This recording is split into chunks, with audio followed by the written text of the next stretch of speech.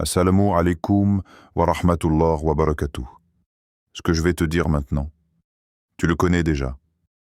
Tu le vis, tu le ressens.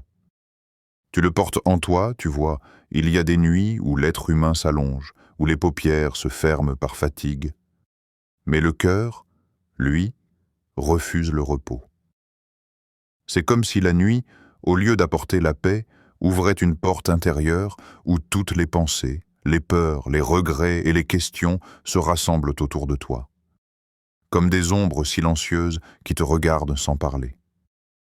Les gens voient ton sourire, mais ils ne voient pas ce qui se passe quand tu t'allonges. Ils n'entendent pas ce dialogue secret entre toi et ton âme. Ils n'imaginent pas à quel point ton cœur peut être lourd. Et si tu es ici en train d'écouter ces mots, c'est peut-être parce qu'Allah veut te rappeler que rien de ce que tu ressens n'est insignifiant, parce qu'il y a des douleurs que les autres minimisent, mais qu'Allah, lui, connaît jusque dans leurs détails les plus subtils.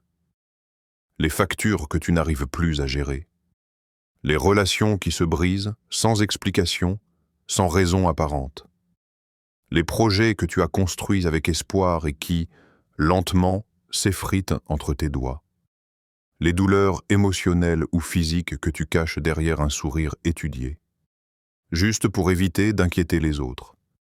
La vérité, c'est qu'il n'y a pas plus courageux que celui qui souffre en silence, mais qui continue d'avancer.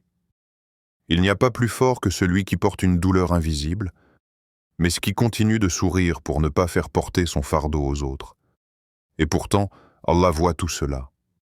Il voit ces nuits où tu fixes le plafond, incapable de t'endormir.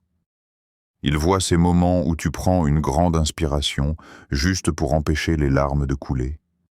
Il voit ces soupirs qui partent de ton âme avant même de quitter ta bouche. Parfois, ce n'est même pas une grande épreuve.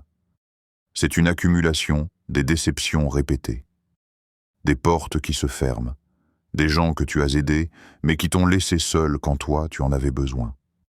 C'est ce poil au soi-là, invisible, qui rend les nuits si longues, comme si ton cœur avait un langage que seul Allah comprend. Et toi qui écoutes, tu le sais très bien. Ce que tu ne dis à personne, Allah l'a déjà entendu. Ce que tu n'arrives pas à exprimer en mots, Allah l'a déjà compris. Peut-être que tu n'en parles pas, par pudeur.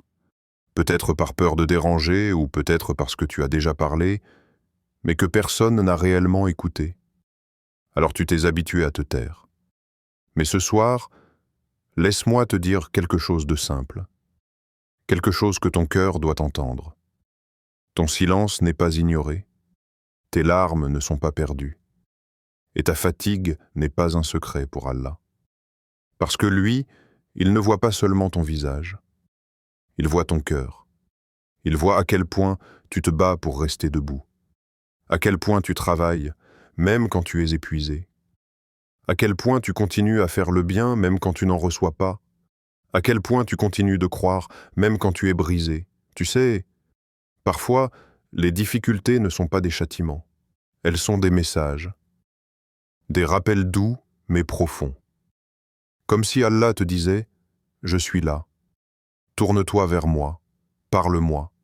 Même si ta voix tremble, même si ton cœur est lourd. Si ces mots résonnent en toi, alors écris dans les commentaires un mot qui décrit ce que ton cœur vit ce soir. Pas pour moi, pas pour les autres, mais pour poser un acte symbolique. Une manière silencieuse de dire « Ya Allah, c'est moi. Je suis là, je t'entends. » Et si tu connais quelqu'un qui traverse une période difficile, partage-lui ce rappel. Peut-être que tu seras la lumière qu'Allah mettra dans sa nuit. Reste bien jusqu'à la fin, car une surprise t'attend, quelque chose qui parle directement à ton âme. Ne coupe pas, ne quitte pas. Chaque mot qui arrive porte une sagesse qui pourrait changer ton regard sur ce que tu vis. Il existe un fait que peu de gens admettent, même les croyants les plus sincères, les plus patients, les plus attachés à Allah, finissent parfois par se sentir écrasés. La foi ne protège pas contre l'épreuve. Elle donne juste une manière différente de marcher au milieu d'elle. Aujourd'hui, beaucoup vivent des difficultés financières qui semblent n'avoir aucune issue. L'argent entre, puis s'évapore. Les dépenses s'enchaînent, les imprévus se multiplient, et le cœur commence à se serrer à chaque fois que tu ouvres ton portefeuille d'autres, vivent une épreuve encore plus douloureuse, celle des projets qui ne se réalisent jamais. Tu fais des démarches, tu espères, tu pries, tu avances d'un pas, et tu retombes de deux. C'est comme si la vie t'observait du coin de l'œil et se jouait de toi. Et puis, il y a ceux qui souffrent dans leur corps, une maladie incomprise, une fatigue chronique, un symptôme qui revient sans explication, une douleur que même les médecins ne savent pas nommer. Ces gens-là vivent une bataille invisible, la plus lourde de toutes, celle où tu dois affronter ton propre corps, alors que tu n'as plus d'énergie. Et puis, il y a les blocages, les portes fermées, les démarches qui aboutissent toujours à un non, les prières qui donnent l'impression de monter, mais de ne pas être reçues. Tu t'arrêtes un instant et tu te demandes, « Ya Allah, pourquoi moi ?» Ce n'est pas de l'ingratitude, c'est une question naturelle, une question que même les prophètes ont posée dans leurs nuits les plus sombres. Nu a demandé, Moussa a demandé, Zacharia a demandé, même Mariam, dans sa solitude, a demandé. L'épreuve n'est pas un signe que tu es loin d'Allah, au contraire. L'épreuve est souvent un signe qu'Allah te regarde de près. Les gens voient ce que tu montres, Allah voit ce que tu caches, et ce que tu caches, c'est une fatigue profonde, presque sacrée. Tu continues d'avancer, même quand tu n'as plus de force. Tu continues de prier, même quand ton cœur a du mal à se concentrer. Tu continues d'espérer, même quand tout semble perdu, et ça, Allah le voit. Chaque pas, chaque effort, chaque soupir, chaque haussement d'épaule, quand tu dis Alhamdulillah, même si ça te coûte, cette partie de toi, que personne ne remarque, se grave dans la science d'Allah. Alors, si cette réalité te touche, écris dans les commentaires un mot ou une courte phrase qui représente l'épreuve que tu portes aujourd'hui. Peut-être que quelqu'un qui lit aura la même douleur que toi et se sentira moins seul. Et reste jusqu'à la fin, car une surprise t'attend. Quelque chose préparé pour ceux dont le cœur se fatigue mais refuse d'abandonner. Il y a un moment dans la vie de chaque croyant où l'attente devient si lourde qu'elle s'installe dans le cœur comme un invité dont on n'arrive plus à se débarrasser. Tu t'habitues à vivre avec elle, mais tu ne t'habitues jamais vraiment à ce qu'elle provoque en toi. L'attente, ce mot qui semble simple, mais qui peut épuiser une âme entière. Attendre qu'une douleur s'apaise, attendre qu'une porte s'ouvre, attendre qu'un projet se débloque, attendre qu'un appel arrive, attendre que la vie prenne enfin une direction claire, attendre comme si ton existence entière était suspendue à quelque chose que tu ne contrôles pas. Parfois, tu regardes ta vie et tu te dis « Mais qu'est-ce que je fais de mal ?» Tu pries, tu jeûnes, tu te donnes, tu aides, tu ne fais de mal à personne. Et pourtant, tu as l'impression d'être coincé au même endroit depuis des années. Tu vois les autres avancer, les autres se marier, les autres réussir, les autres trouver des solutions, pendant que toi, tu restes face à la même porte fermée encore et encore, et tu te demandes « Ya Allah, est-ce que quelque chose va enfin s'ouvrir pour moi ?» Ce n'est pas une plainte, ce n'est pas un reproche, c'est juste un cœur fatigué qui cherche une réponse. Tu sais, l'attente n'épuise pas seulement le corps, elle épuise l'esprit, elle épuise la foi parfois. Elle te fait douter de toi-même, de tes décisions, de ton avenir, de ta valeur. Elle te fait poser des questions que tu n'aurais jamais imaginé poser. Est-ce que je suis oublié? Est-ce que mes invocations montent encore? Est-ce que je mérite vraiment ce que je demande? Peut-être que je ne suis pas assez bien. Peut-être qu'Allah ne m'a pas choisi pour cette chose. Et ces pensées-là, elles peuvent ronger l'âme doucement, silencieusement, jusqu'à installer en toi une lassitude spirituelle que seul Allah peut comprendre, car l'attente peut briser. pas d'un coup, mais petit à petit, comme une fissure qui s'étend sans bruit à l'intérieur du cœur. Tu veux avancer, mais tu as peur. Tu veux espérer, mais tu es fatigué. Tu veux croire en un meilleur lendemain, mais tu n'as plus l'énergie de rêver. Et pourtant, tu continues. Et c'est ça qui montre ta grandeur. Les gens voient l'extérieur, un visage normal, un sourire banal. Mais Allah voit ce combat intérieur, ce combat entre ton impatience et ta foi, entre ton doute et ton espérance, entre ta fatigue et ta persistance. La vérité, c'est ce que chacun de nous traverse un moment où la vie semble figée. Elle ne recule pas, ne s'améliore pas.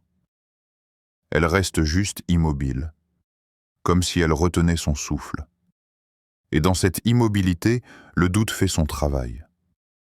Il s'insinue doucement dans tes pensées, s'installe dans ton cœur, remplit ton esprit de questions, et parfois, tu ne sais même plus si tu avances pour Allah ou juste par habitude. Mais si tu es ici, maintenant, à écouter ces mots, c'est peut-être parce que Allah veut te rappeler quelque chose d'essentiel.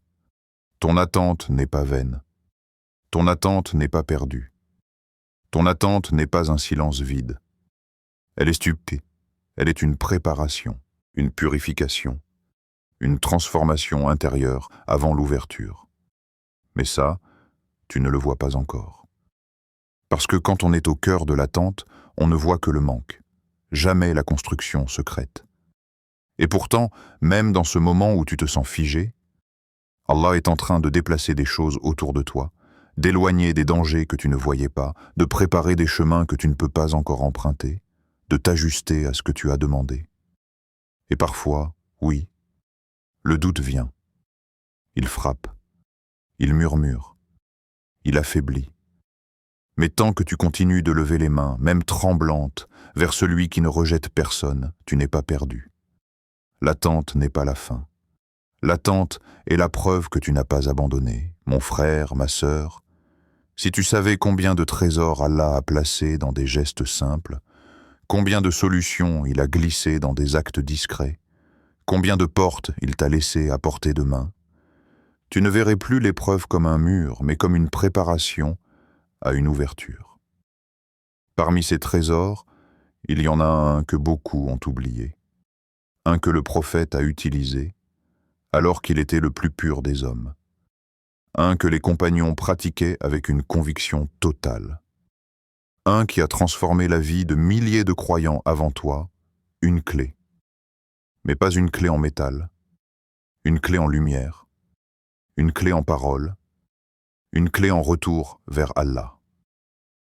Tu vois, parfois les problèmes deviennent lourds, non pas parce que la solution n'existe pas, mais parce que le cœur, lui, s'est éloigné sans s'en rendre compte. Le prophète nous a appris qu'il existe une pratique, simple pour la langue, immense pour le destin, facile à dire, mais lourde dans les balances. Certains l'appellent un dhikr, d'autres une purification, d'autres encore une arme contre les blocages, les tristesses et les retards. Mais son effet, personne ne peut en mesurer la puissance. C'est ce moment où tu t'arrêtes, où tu respires, où tu reconnais tes faiblesses et où tu dis « Astaghfirullah, Astaghfirullah, Astaghfirullah l'istighfar », la demande de pardon, le retour vers la source, la reconnexion avec celui qui efface, qui protège, qui ouvre, qui donne, qui transforme. L'istighfar n'est pas seulement effacer un péché, c'est débloquer une situation. C'est apaiser une douleur que tu n'arrives même pas à nommer. C'est alléger un poids que tu portes depuis trop longtemps. C'est remplacer un destin sombre par un destin lumineux. Allah dit, demandez pardon à votre Seigneur. Il vous ouvrira les portes des bénédictions. Il vous accordera subsistance, pluie, enfants, jardin, rivière. Tu te rends compte? Une parole, une seule parole, peut changer la trajectoire entière de ta vie. Parce que l'istighfar n'agit pas seulement sur ton dossier auprès d'Allah. Il agit sur ton âme, sur ton cœur, sur ton mental, sur ta façon de percevoir ton épreuve. Les portes se ferment, les projets stagnent, les relations s'effondrent, les blocages s'enchaînent. Mais quand tu reviens vers Allah avec sincérité, c'est comme si les murs autour de toi commençaient à s'effriter. Parce que le cœur qui revient vers Allah, même doucement, même timidement, même maladroitement, est toujours un cœur qu'Allah accueille. Et ce trésor, cette pratique, cette clé, elle est entre tes mains, tu peux la prononcer n'importe où, à n'importe quel moment, dans n'importe quelle douleur. Elle est gratuite, accessible, puissante, et elle change des vies, pas parce qu'elle est magique, mais parce qu'elle te ramène à celui qui détient toutes les solutions. Si seulement tu réalisais combien cette lumière peut transformer ce que tu vis. Il existe dans notre tradition des trésors qui ne se révèlent qu'à ceux qui prennent le temps de s'arrêter, de respirer et d'observer ce que le prophète a réellement laissé comme héritage. Parmi ces trésors, l'un des plus puissants est l'istighfar, la demande sincère de pardon. Quand le prophète nous dit qu'il demandait pardon à Allah plus de 70 fois par jour, ce n'était pas une simple information spirituelle. C'était un message codé, une indication subtile, une leçon silencieuse. Le prophète n'avait pas besoin d'effacer des fautes comme nous. Son cœur était le cœur le plus pur que la terre ait porté. Mais il savait quelque chose que beaucoup de croyants oublient, que la miséricorde d'Allah est une porte qui s'ouvre avec une seule clé, l'istighfar. Il savait que le cœur humain, même s'il est pur, se couvre de poussière. Il savait que la vie, avec ses tentations, ses épreuves, ses tristesses et ses excès de pensée, laisse des traces invisibles. Et il savait surtout que le croyant qui demande pardon régulièrement entretient sa lumière intérieure comme on entretient une lampe d'huile. Lorsque tu prononces « Astaghfirullah », tu n'es pas juste en train de murmurer une phrase. Tu es en train de nettoyer ton destin, de polir ton âme, d'alléger tes chaînes. Parce que l'istighfar n'efface pas seulement les péchés. Il purifie la route devant toi, comme si Allah retirait des obstacles que tu ne peux même pas voir. Dans l'histoire de Nur, Allah ne dit pas simplement « demandez pardon ». Il montre tout un système spirituel, un ensemble de conséquences directes liées à l'istighfar. La pluie, symbole de miséricorde et de renouvellement. La subsistance, symbole de stabilité. Les enfants, symbole de continuité. Les jardins et les rivières, symbole de bénédiction visible et invisible, comme si Allah te disait « Quand tu me reviens sincèrement, je te rends ce que la vie t'a volé. Je te rends ce que le destin t'a retardé. Je te rends ce que le temps a usé. » Cette clé a soulagé les compagnons, éclairé les justes, débloqué les situations de ceux qui vivaient dans l'impasse. Elle a permis à des gens ruinés de se relever, à des couples blessés de se réconcilier, à des malades de retrouver force et apaisement, à des âmes brisées de retrouver une direction. Et aujourd'hui, cette même clé, c'est toi qui la possèdes. Tu n'as besoin ni de langue maîtrisée, ni de longues heures d'adoration, ni de grandes connaissances. Tu as juste besoin de sincérité. L'istighfar n'est pas réservé aux savants, ni aux pieux, ni à ceux qui ont tout réussi. Il est pour toi, là où tu es, avec ce que tu traverses, avec tes failles, tes erreurs, tes regrets, tes cicatrices. Il est pour ceux qui se sentent loin, pour ceux qui doutent, pour ceux qui ont peur, pour ceux qui se reprochent en leur passé, pour ceux qui veulent changer mais qui ne savent pas par où commencer. L'istighfar, c'est ce lien invisible entre la faiblesse humaine et la grandeur divine, c'est le pont que tu traverses quand tu n'as plus rien d'autre. C'est le refuge quand les portes se ferment. C'est l'élan quand ton âme est à terre. Ce n'est pas seulement une pratique, c'est une renaissance. Chaque fois que tu dis « Astaghfirullah », c'est comme si une partie de toi reprenait vie. Et si le prophète, l'homme le plus parfait, le plus connecté à Allah, répétait cette parole des dizaines de fois par jour, comment imaginer que nous, avec nos erreurs et nos fragilités, puissions nous passer d'elle? L'istighfar n'est pas un rituel, c'est un secret qui a changé des destins entiers. Un secret qui n'attend que toi pour être activé la nuit à quelque chose que le jour n'a pas. Une douceur, un silence, un espace intérieur que rien ne vient perturber. C'est comme si le monde entier ralentissait et que ton cœur, lui, devenait plus audible.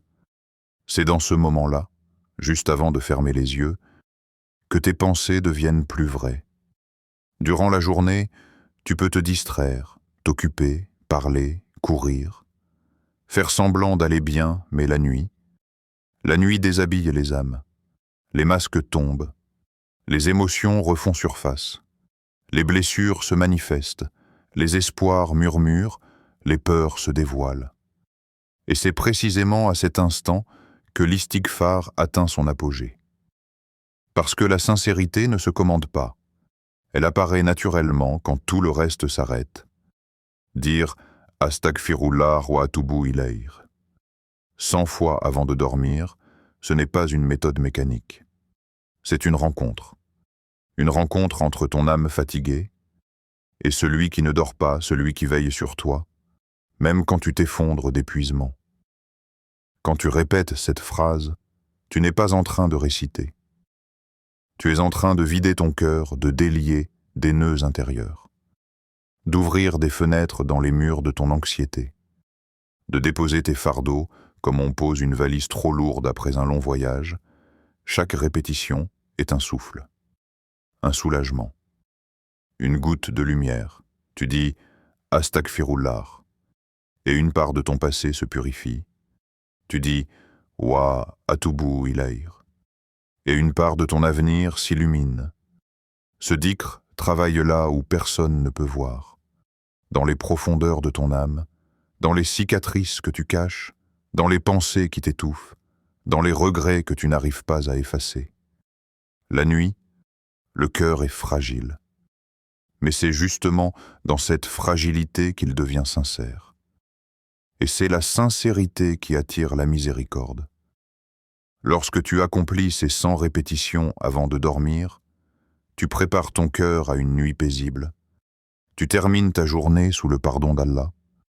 Tu graines de la lumière dans ton destin du lendemain.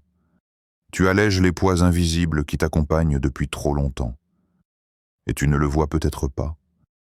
Mais ce simple rituel nocturne modifie ton énergie, ta façon de penser, ta relation avec Allah, et même l'ouverture des portes de ta vie. Quand tu te couches avec l'istighfar, tu te couches avec la paix. Et quand tu te réveilles avec des possibilités nouvelles. 100 fois, juste 100 fois, mais 100 fois qui changent tout, tout.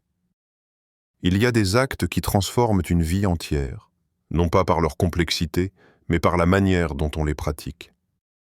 L'istighfar fait partie de ces trésors. La puissance de ce dhikr n'est pas dans le nombre, mais dans la qualité intérieure qui l'accompagne. C'est pourquoi, si tu veux réellement voir un changement, si tu veux sentir une légèreté que tu n'as pas ressentie depuis longtemps, tu dois apprendre à le vivre, pas seulement à le répéter. Laisse-moi t'expliquer comment faire de l'istighfar, une force qui bouleverse ton quotidien, ton cœur et ta relation avec Allah. Premièrement, avec sincérité. La sincérité n'est pas un mot abstrait. Elle se ressent, elle vibre, elle traverse la langue, touche le cœur et remonte vers Allah comme une lumière qui ne s'éteint pas. Être sincère dans l'istighfar, ce n'est pas seulement dire « Astaghfirullah » d'une voix monotone ou automatique. C'est s'arrêter une seconde, se souvenir d'une faiblesse, d'un moment où tu aurais pu faire mieux, d'un comportement qui ne reflétait pas ton vrai toi, d'une parole que tu regrettes. Puis, dans un souffle, reconnaître « Ya Allah, j'aurais dû être meilleur, pardonne-moi ».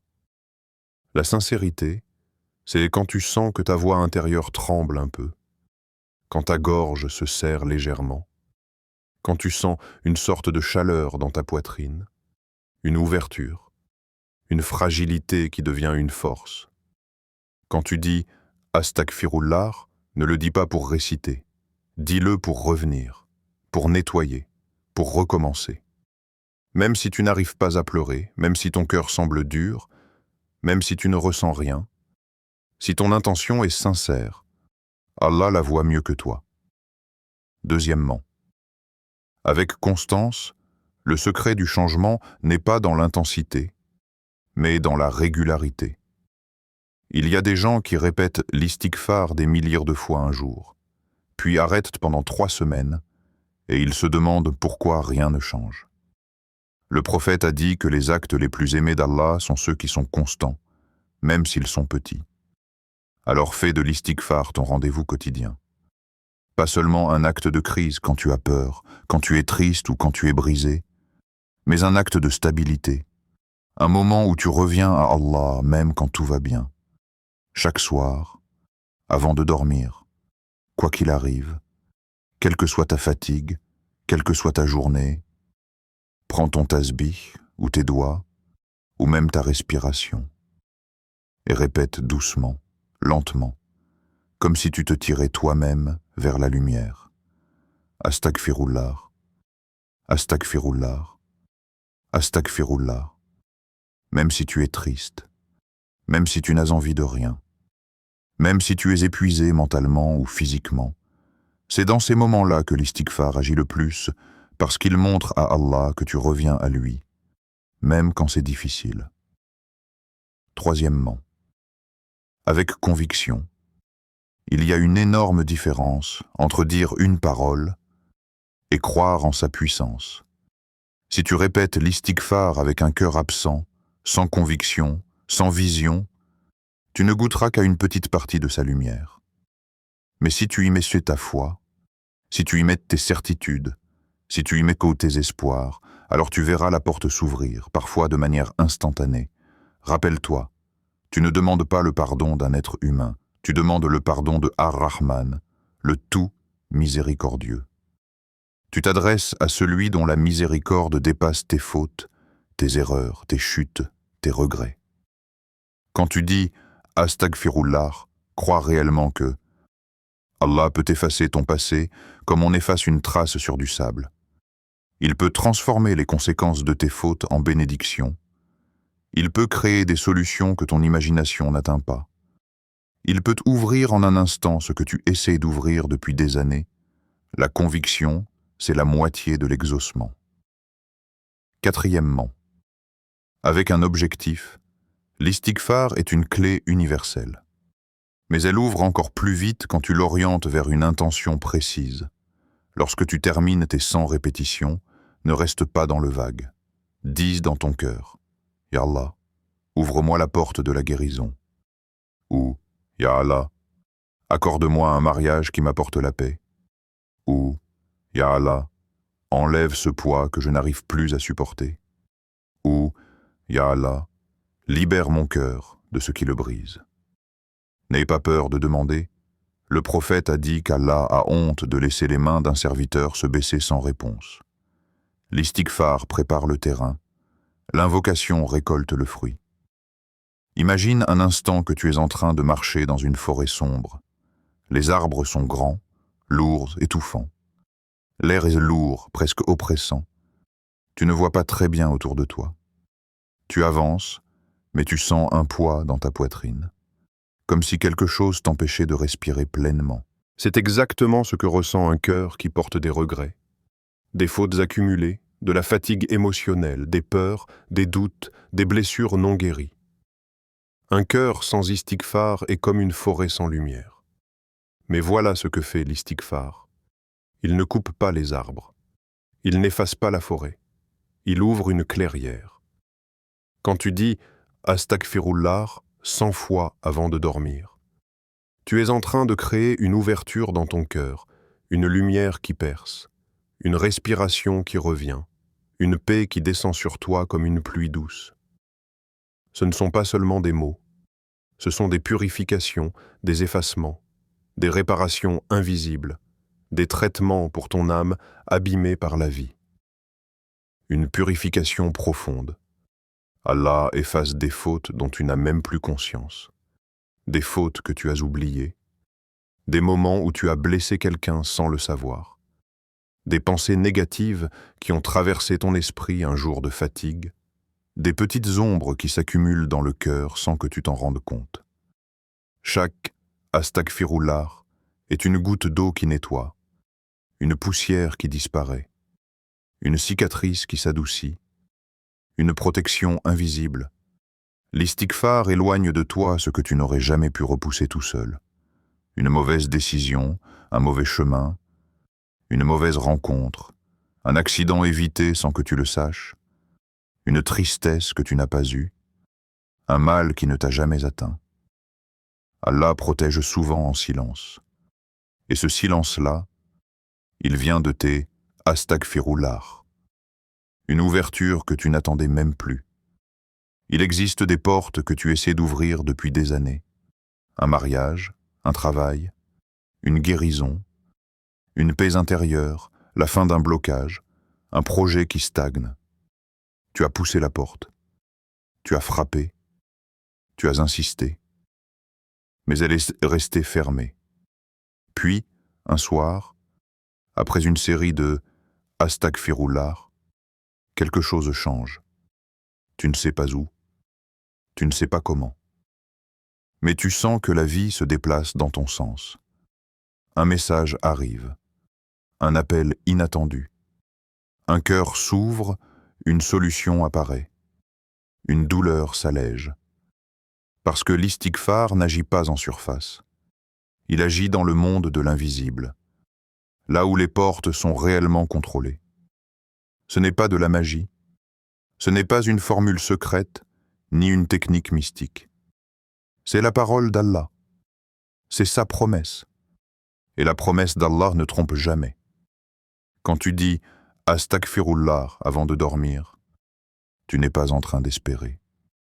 Tu es en train d'activer une loi spirituelle que le Coran lui-même a révélée. Chaque répétition est une graine dans ton destin.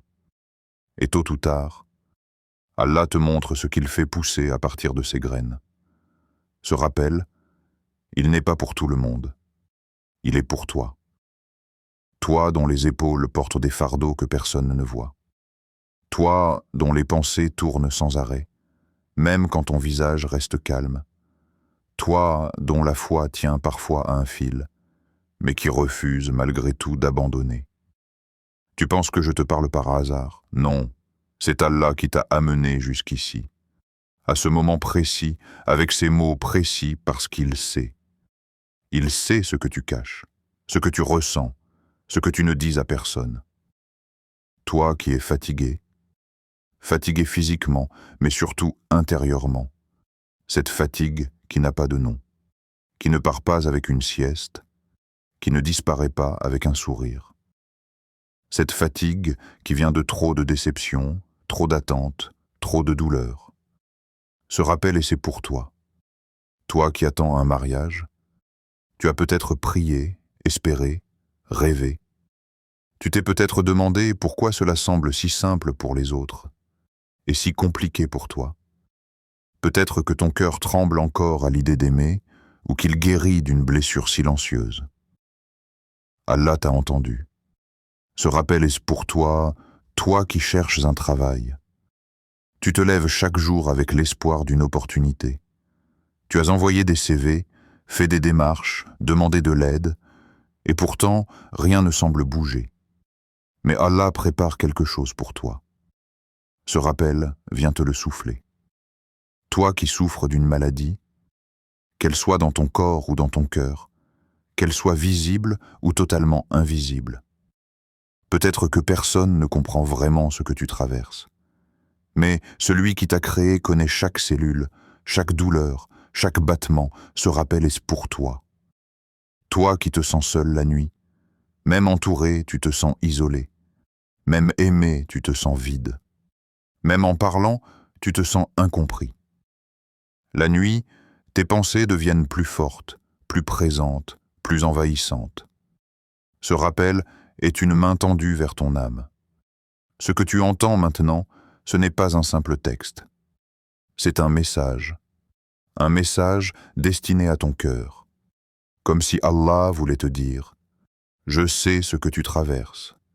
Je n'ai jamais détourné mon regard de toi, et la clé que tu cherches, je te l'ai déjà donnée. » L'istighfar n'est pas une obligation supplémentaire, c'est un cadeau offert par celui qui connaît tes secrets mieux que toi-même, celui qui voit chaque larme avant qu'elle ne coule, celui qui entend chaque soupir avant même qu'il ne sorte. Ce rappel est pour toi, parce qu'Allah t'aime assez pour te rappeler que tu n'es pas oublié. Ô Allah, toi qui connais nos cœurs mieux qu'ils ne se connaissent eux-mêmes, toi dont la miséricorde dépasse nos fautes, toi dont la lumière dissipe les ténèbres les plus anciennes, nous t'invoquons en ce moment, dans la fragilité de nos âmes, dans la vérité de nos besoins, dans la sincérité de nos cœurs fatigués. Ya Rab, ouvre les chemins de chaque personne qui écoute ce rappel, même ceux qui se sentent perdus, même ceux qui n'y croient plus, même ceux qui sont tombés trop de fois. Ouvre-leur une porte qu'ils n'attendaient plus, montre-leur qu'une issue existe toujours, même quand leurs yeux ne voient que des murs. Ya Fattar, accorde-leur une issue à chaque difficulté, à ceux qui pleurent en silence. Donne un apaisement que personne ne peut leur enlever. À ceux qui attendent depuis longtemps, donne un signe, un souffle, une ouverture. À ceux qui doutent, donne-leur une certitude qui guérit. Ya Gafour, purifie leur cœur par le pardon. Nettoie leurs âmes de ce qui les alourdit, efface leurs fautes anciennes, celles dont ils ont honte, celles qu'ils regrettent, celles qu'ils n'arrivent pas à oublier.